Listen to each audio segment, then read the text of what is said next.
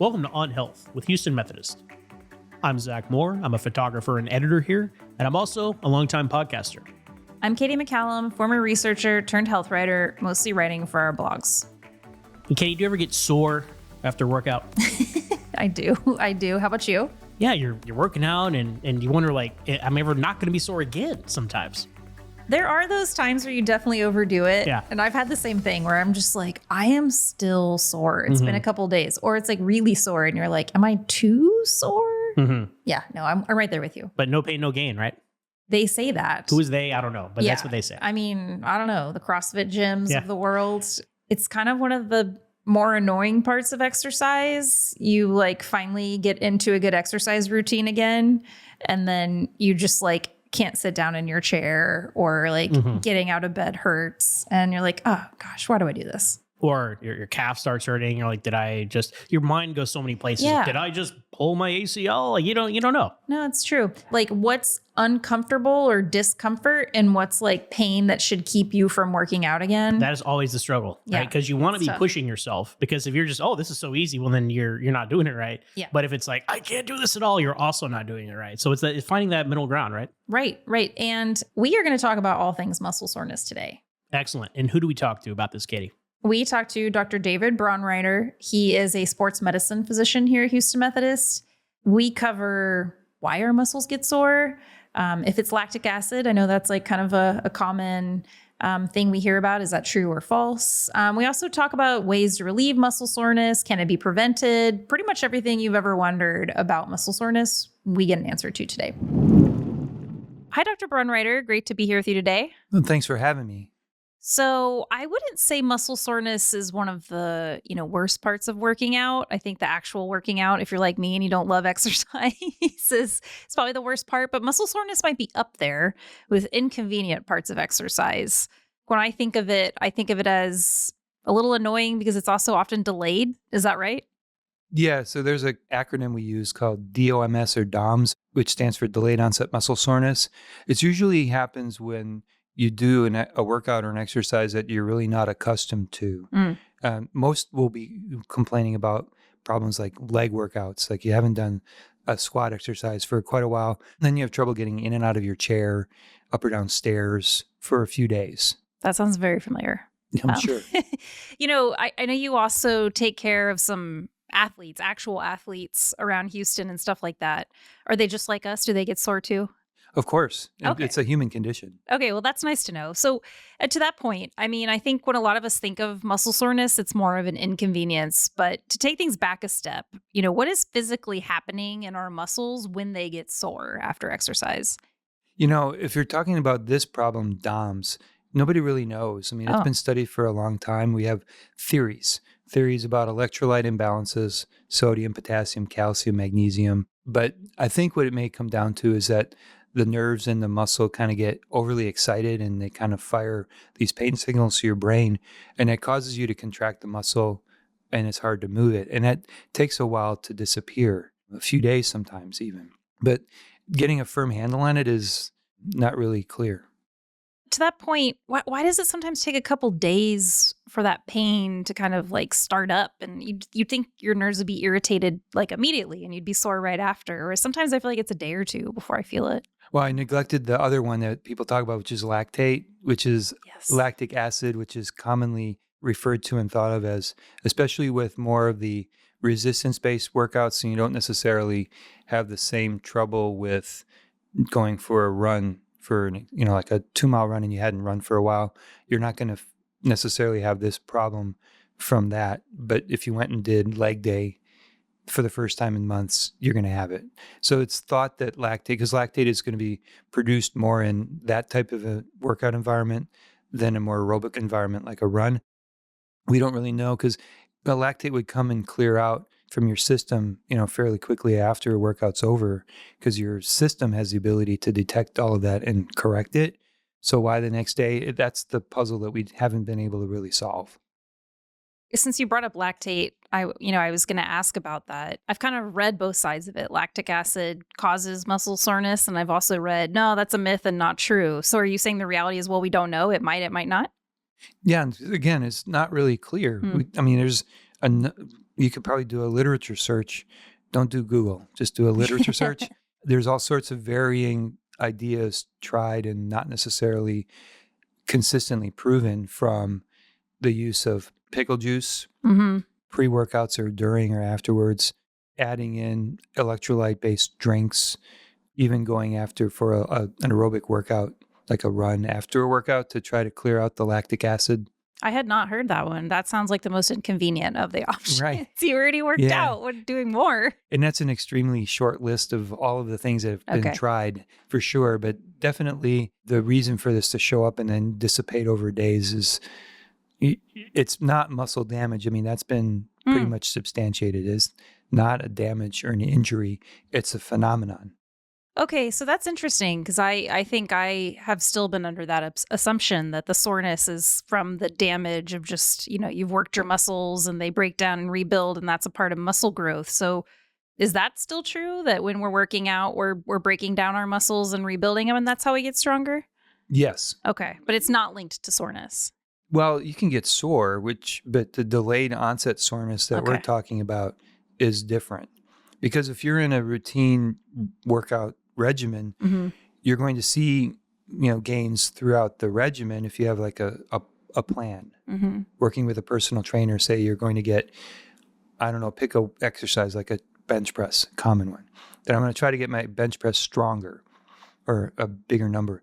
You're not going to be consistently sore doing it in the right progression, although you are still creating, on a microscopic or scientific level, you're creating some minor muscle damage that causes the muscle cells to adapt and grow. Gotcha. Okay. No, that makes a lot of sense. So then to that point, is soreness one of the signs that we might be overdoing it? Like, are the two linked? Is it a sign that, hey, you might have overworked in this workout? For certain, for DOMs. Okay. But how do you know the difference? It's hard to tell. I mean, a lot of people that take the hiatus from a workout routine and jump back in, especially when they get to be older adults. Yes, this is me. When you say, I know what I do. Yeah. Well, when I was in high school, this is what I used to do. So I'm just going to step in like there was never a break. Yeah. And I'm just going to go do what I used to do and expect that I'm going to have the same results. And then they end up paying for it later. It's not a dangerous or a bad thing. It's just a thing. Yeah. But if you're sore from a workout that you're accustomed to, that's not novel, that would be a sign that you may pay more attention to. Okay, that's interesting because I was going to ask about how do you tell, can soreness ever be a bad thing or a sign for you to take note of and change your workout? So it sounds like sometimes it can be. Sometimes it can be. Okay. I definitely do the thing where we go hiking a few times a year. And as everybody from Houston knows, it's very hard to prep for hiking outdoors. You can do it on a treadmill maybe, but outdoors we have no hills and things like that. And so I go hiking and I go from very little elevation to, 500 feet of elevation in a couple miles. And the next 2 days after, I'm just like, I'm in so much pain. How do you know when it's pain? I call it pain, but how do you know when it's pain and when it's just soreness? It's funny that we redefine these words because they kind of mean the same thing in a way. But I would describe soreness as more of an all over as opposed to a specific spot. Okay. Like a part of your biceps or a part of your thigh muscle would be a pain thing to me. A soreness would be something that the whole area hurts. Yeah. And it wouldn't be something that you could say happened immediately. It was more of a delay in onset, whereas a pain would be something that would be more related to something you just did. Okay. Can your joints get sore? Well, of course. Okay. So is joint soreness and muscle soreness similar or different? No.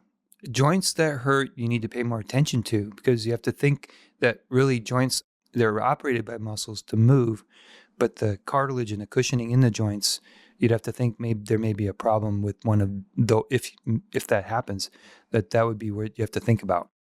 But can they just get sore? No. No, if you're having trouble like that, like a common joint pain, especially if you're thinking about a younger adult or even a teen, the knee is a common place to have pain, but it's not a cartilage problem per se. It's a friction problem where the kneecap or the patella is not lined up correctly with the way the leg operates during a run or activity, and it just gets sore. Like you put on a brand new pair of shoes that needs to be broken in. Mm-hmm. You didn't really ruin your foot. You just made it sore while you're getting the shoe to adapt to your foot. Okay. So it's not always a sign of something bad, and that would be considered a joint pain. Whereas, let's say you have a 50-something-year-old adult who's starting a running program or an exercise routine and is developing joint pain in his knee or her knee.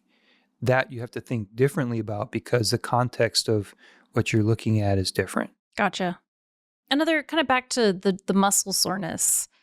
Is muscle soreness ever a reason to skip a workout? So for instance, when I'm talking about we go hiking, it's our third day of hiking, I'm starting to get pretty sore. Should I skip that hike or is it okay to keep going and push through it? It's not always the best advice to say push through pain. Okay.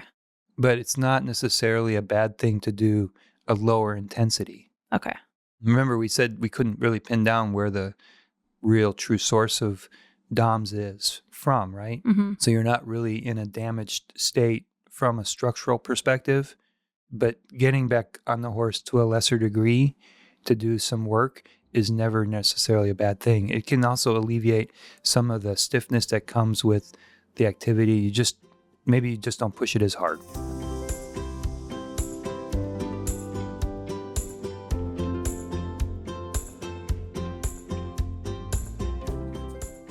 Up after the break, more with Dr. Braunreiter.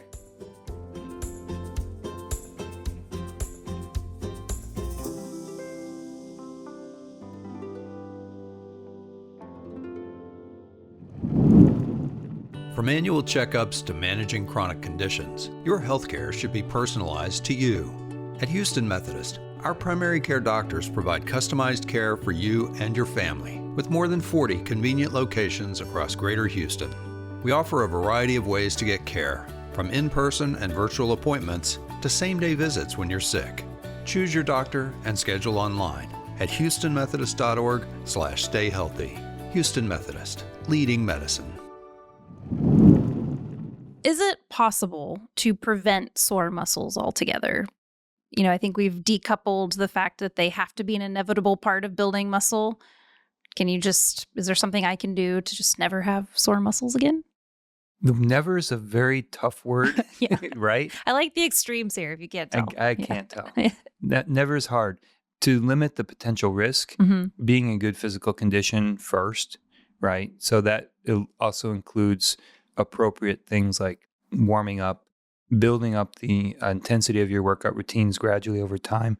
Staying accustomed to what you're doing allows for that. You can add in flexibility programs. We can kind of vary the workout routines a bit without ever getting to the point where you're avoiding a specific body region. You don't have to exercise that region, leg day, chest day, whatever you're doing cardio.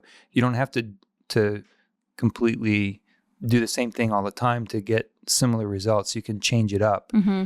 And that can help with growth of fitness, strength, whatever you're looking for to grow from. But if you stay in a regular routine, the opportunities to develop soreness become less because you're more accustomed to the work. That sounds like very sensible advice. What about these workout supplements and recovery supplements that, you see they're like packed with like branched chain amino acids and stuff like that? I mean, do these recovery supplements prevent soreness? That's a really hard question to answer because Okay. it's a different world than medications. Mm-hmm.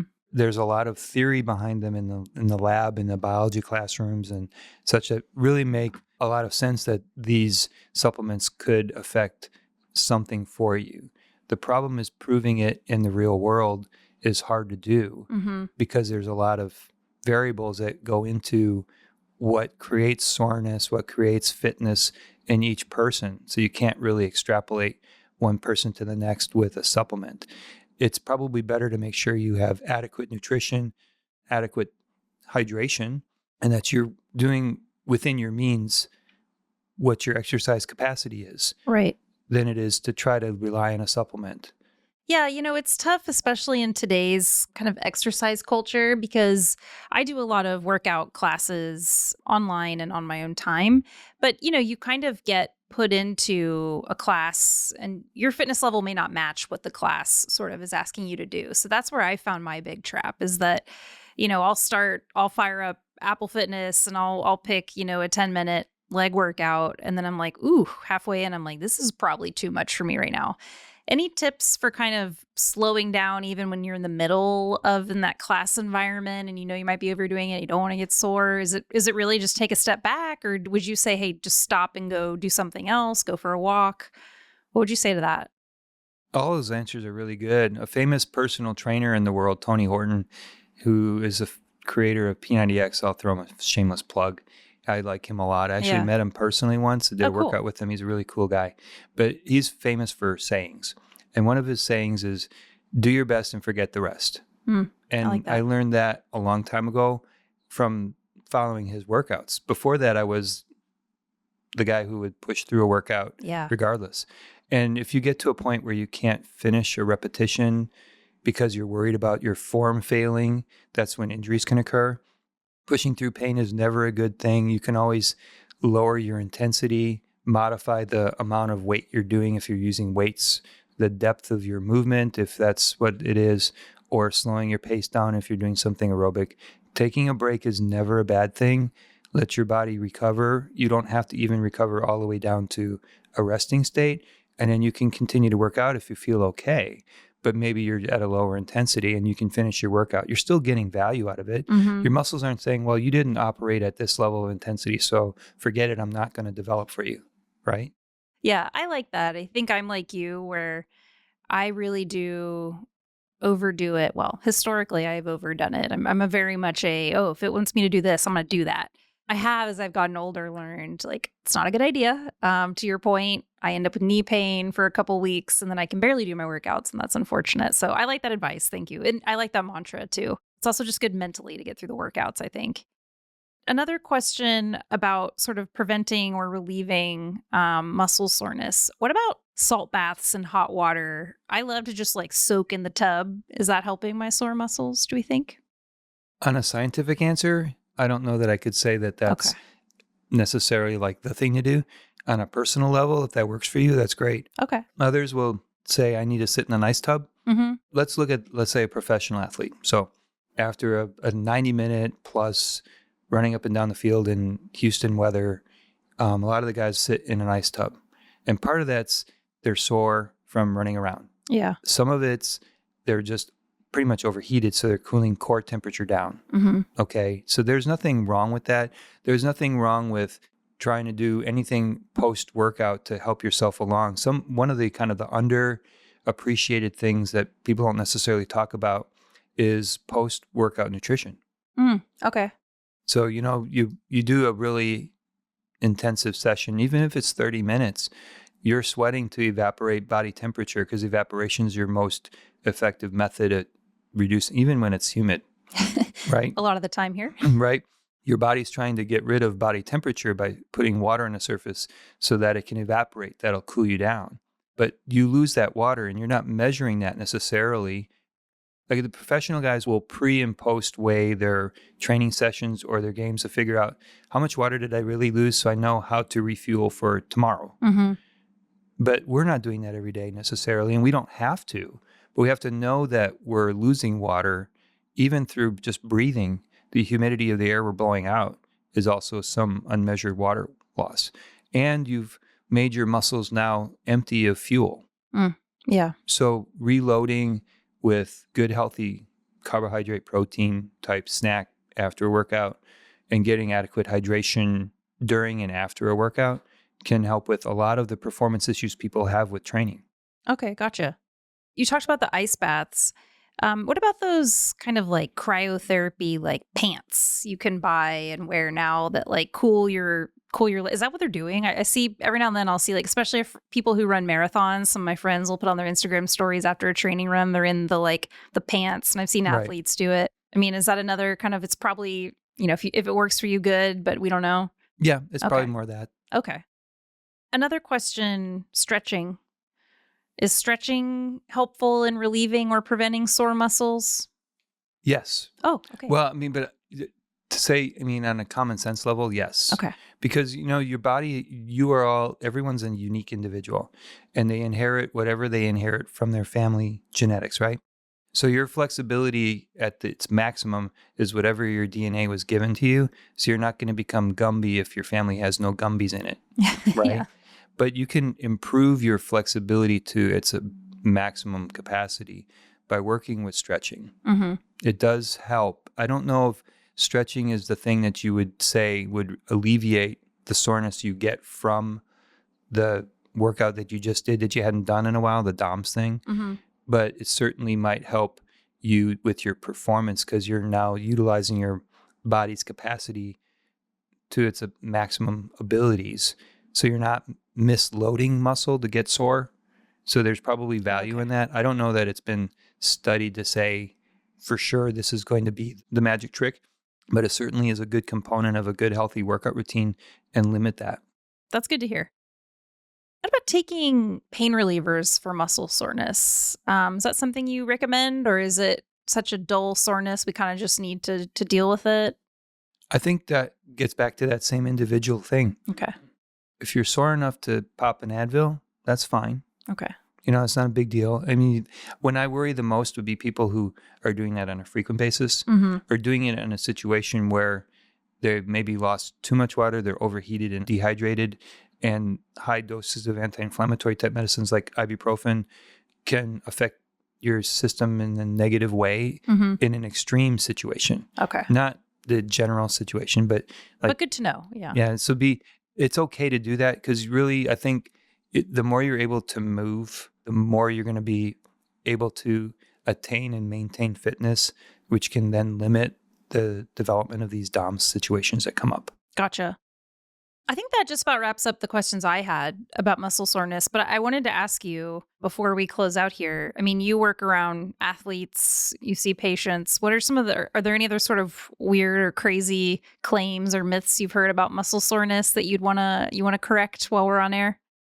Well, I think the biggest one was the pickle juice thing. I mean, that's really for cramping and in the sports world, like in the football games, especially even in the high school or at the collegiate level. It's just, does it really work? The amount of electrolytes that are in sports drinks are not necessarily the concentration or the degree that they are in the human body. For example, sodium, because the whole pickle juice thing is about sodium. Okay. If you drank a fluid containing the amount or concentration of sodium your body has, you would probably vomit it out.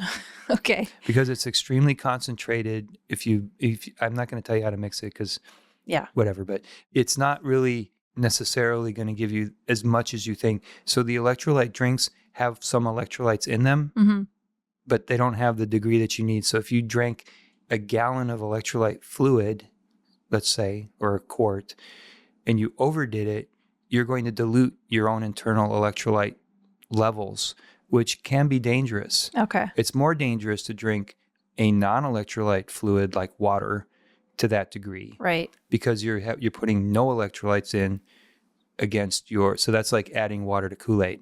Right. Especially in Houston in the summertime, right? When you just think you need water, and you've been sweating out probably all your electrolytes, and then you just dilute them even more, it sounds like, from what you're saying. Well, you'll dilute them less with an electrolyte fluid drink, but you're still going to dilute them out if you overdo it. Yeah. So it's a matter of being smart about pacing yourself. Okay. And watching, don't use your thirst, because thirst is a very delayed indicator of how dehydrated you are. Stay ahead of the game. Okay. And always watch the color of your urine, because you don't want it to be a dark yellow or even getting closer to the brown side. That's bad. Yeah. If you're kind of in that light to pale yellow that you could probably read something in print behind the glass of it, then you're probably in the right hydration status. Okay. Even being completely clear like water is not necessarily good, because that means you're probably overhydrating some. Gotcha. And that's potentially a risk if you're actively exercising and you're seeing that. Yeah. Okay. Anything else that you'd want to remind listeners before we close out here about muscle soreness and what we can do to kind of limit it as we keep staying active? I guess I want to address maybe some of the middle to older adults who are getting more involved in things like pickleball and such. Injuries happen, and they're going to happen. It's been since the beginning of time we see them. That's why I do what I do, is to take care of people who either want to prevent or if they get hurt, it's part of what I do. I like to promote that you don't have to always do the same exercise constantly. Okay. If you change things up from time to time, you actually probably get more value out of it. And you can still, like I think I said earlier, if you address the same area of your body with different exercises, you're still going to get growth. But the other part of that growth is mental. If you're not engaged in what you're doing, then it becomes very boring. Like, my favorite scenario. Yeah. My favorite scenario is, I flip on the TV, or I'm at the gym and there's a TV screen on, and I'm going to do my workout to the whatever's on the screen. What are you paying attention to? Definitely Are you paying attention to your effort? Yeah, definitely No. You're seeing what's on the news or whatever that is, it's whatever you're watching. So your effort level doesn't necessarily match the intensity that you want. And then people who are looking to gain fitness may get frustrated because I'm at the gym every day, but I'm really struggling with my goals. Well, if you would pay more attention to yourself, then maybe you'd gain. I would take that differently than like putting music on, because that might be different, because you're not necessarily sitting there and focusing on the music. It's just, it has a way of helping motivate you.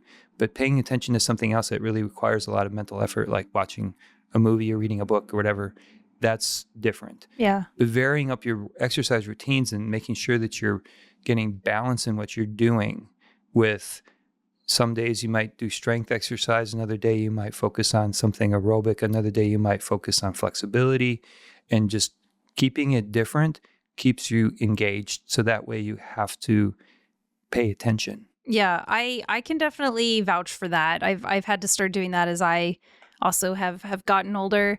I used to just hop on the elliptical and go as high intensity as I could for 20 minutes, 4 to 5 times a week. Cannot do that anymore. My body doesn't like it. So now I have to mix it up, and I've been really enjoying it. So I can vouch for that for sure. All right. Well, thank you for being on the show with us today. This has been super helpful, and I'm excited to try some of these things so I can maybe not be as sore in the future. Well, thank you for having me. I enjoyed this. Yeah, awesome. Thanks. Zach, after this conversation, I have a question for you. Okay. How often do you mix up your workout routine? Because I have realized that's probably some of where I was going wrong for a long time. Yeah. So it's a never ending battle with me at exercise, right? So I've joined gyms and done classes sometimes, and then just try to do my own thing sometimes. And I'm just on this never ending journey about how to exercise and work out.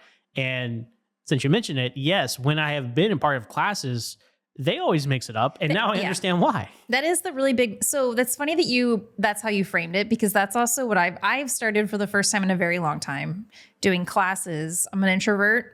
Don't like workout classes out in public, but now there's all these apps where it's essentially a class. And I have found myself to be getting less sore, I think, because I'm mixing up my workouts more, and it's not like anything's getting overdone. Like I said, I used to just hop on the elliptical and do the same thing literally every day. And I would go do something else. Like, for instance, I moved my sister this weekend. I would have been sore after all this moving, but I wasn't this time, because I'm just I think in better shape because I mix up my routine. So I'm getting sore less. So I accidentally, I think, did that right. And sometimes that's counterintuitive, right? Because you want to create a habit for yourself. So you say, I'm going to do the same thing every day. And I've experienced that too. But then you kind of get on cruise control. Yeah. And he talked about that too. When you're not really thinking about your workout is also when you're probably not putting in the right amount of effort. You do the wrong form and you can hurt yourself. Yeah, exactly. And then to that point, then you might actually be in pain, not sore. Yeah. If you hurt yourself. So I'm glad we went over those signs too. He told us this really good mantra: do your best and forget the rest. Yes, I love that. I do too. Print that out, put it on a poster board. Yeah, I, for a long time, have been a person who, if this thing says I got to do 12 reps at this weight, I'm going to do it. And what is this thing telling me this? they're not my personal trainer. Right. They're not a doctor. I'm just but I'm going to do it. So I really like that mantra. Well, because when you're like in a class, for example, Yeah. like you feel like you're kind of letting the class and yourself down. Or And it's kind of embarrassing. right. But there were times where I was like, I cannot do one more leg lift over here. I'm going to stop at 10 when it's supposed to be 12. Yeah. And part of me was like, I felt shame. Yeah. Well, good for you though, for knowing like what you're capable of. Well, I just thought my leg was going to fall off if I did two more. So, but some people wouldn't listen to those signs. So good for you. I'm glad that he mentioned that the cure for soreness is not to just like be inactive. I think that's something I've done. It's counterintuitive, right? You think, let me just sit here and it will heal itself. Or you're like, oh, I can't work out today because I'm just so sore. Right. So like, ooh, hall pass. I'm like, no, you should probably at least go for a walk or something. Yeah. And when you're in a good groove with workout, you're sore, but you also feel loose. And there's a good like zone there, right? Because soreness is, again, as you guys talked about, soreness doesn't necessarily mean bad. Right. And I think that might be a misconception people have. Yeah, no, I agree. And biggest mystery that we were left with is that we still don't really know what causes it. But yes. So we didn't quite get that one answered, other than the answer is we don't know. But I think we got a lot of our questions about muscle soreness answered today. So I'm very happy. I talked to Dr. Braunreiter a couple weeks ago, and I've already been employing some of this stuff. And like I said, I moved my sister this weekend, was not sore whatsoever, even though I was like lifting heavy boxes and weird angles. So the tips are working out for me. Awesome. Well, that's going to do it for this episode of On Health with Houston Methodist. Be sure to share, like, and subscribe wherever you get your podcasts. We drop episodes Tuesday mornings. So until next time, stay tuned and stay healthy.